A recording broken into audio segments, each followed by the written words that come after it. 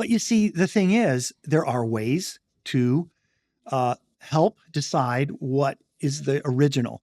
How old it is, how well written it is. The better written, the fewer mistakes. But if I write with a quick hand, then that probably means maybe I'm under persecution and I borrowed Paul's letters and I'm writing them as fast as I can so I can get them back to whoever I borrowed it from. And when I do that, I'm more likely to make a mistake. Yeah. So there are all kinds of rules that the ancients had to decide what the original was. And I think those rules are accurate. They're not it's not just a slam dunk. This is definitely the case, but there are really good reasons for the passages or the variants that are chosen over the others. Now, some people complain that the oldest copies are from Egypt and that they reflect a heretical strain of Christianity. I personally don't think that holds water. The ones that form the manuscript family that the King James was translated from are considered those that were put together under the direction of the emperors who had become Christian. And so there's an issue there too. You could say anyway that they favored things that or passages that seem to be in the favor of the emperor.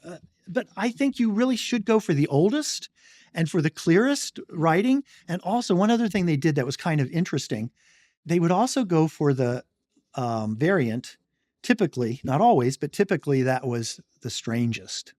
Because what are you likely to do if you are aware that mistakes are made and you come across a passage that, well, what does that mean?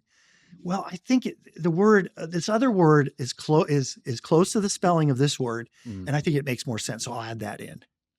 So there are reasons for the rules that the scribes used to and the monks used to figure out which manuscript is more accurate.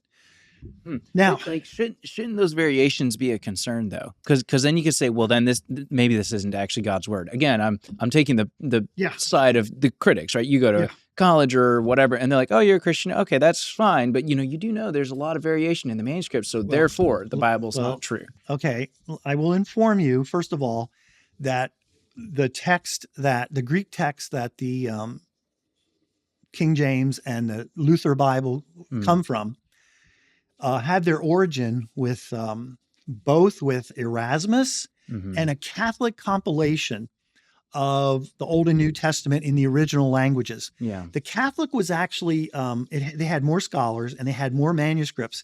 So once that came out, it came out after Erasmus published his Greek New Testament. Yeah. After the Catholic version came out, he got it and he used it to correct his own because he could see that there were, what you do is with a critical text, you put what you think is the original text here, and in the bottom you have what's called an apparatus. And so it tells where there are differences, and you can look up how old was this manuscript.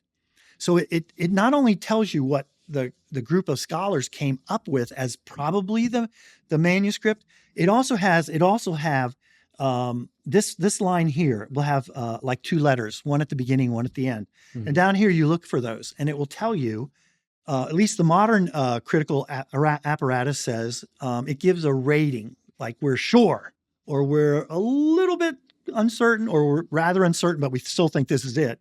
So it gives you that kind of a rating. And then it tells you where it gives you the variants, and it says which manuscripts have those. So now, what I'm getting at is Erasmus did that. Erasmus had 12 manuscripts at first. None of them agreed with each other. So if you're going to get too hooked up or too bothered by, we've got to have exactly the right word and exactly the right letter. Oh, there's no such thing as any two we have manuscripts that we can tell were written by the same hand. There's still differences, So what the King James was based on was exactly what we're doing today, but we have more manuscripts than we had in his day. He had 12.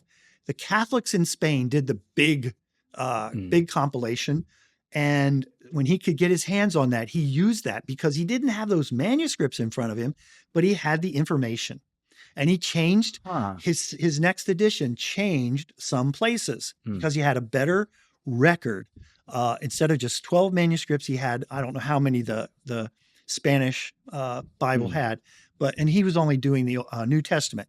So I don't know how many Greek and they sometimes used, this is important too, they sometimes used some of the translations. And there's a reason. If there is an ambiguity either in the Greek word itself, or if there's a manuscript that says this in Greek and a manuscript that says this in Greek, therefore, now there's an ambiguity, they would often go to a very early translation and see what they did with the word. And so if they translated it this way, then that's going to mean that I'm probably going to favor that over this other way. You hear what I'm saying there?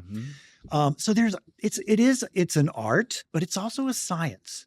And it's once again, it's God entrusting humans to use language, to explain, to tell the truth, and to interpret it, and to transmit it, and to correct the mistakes in the transmission. And all these things have to happen. But this is a marvel. God says, you're in my image. And yes, you're broken, but I am still going to use you.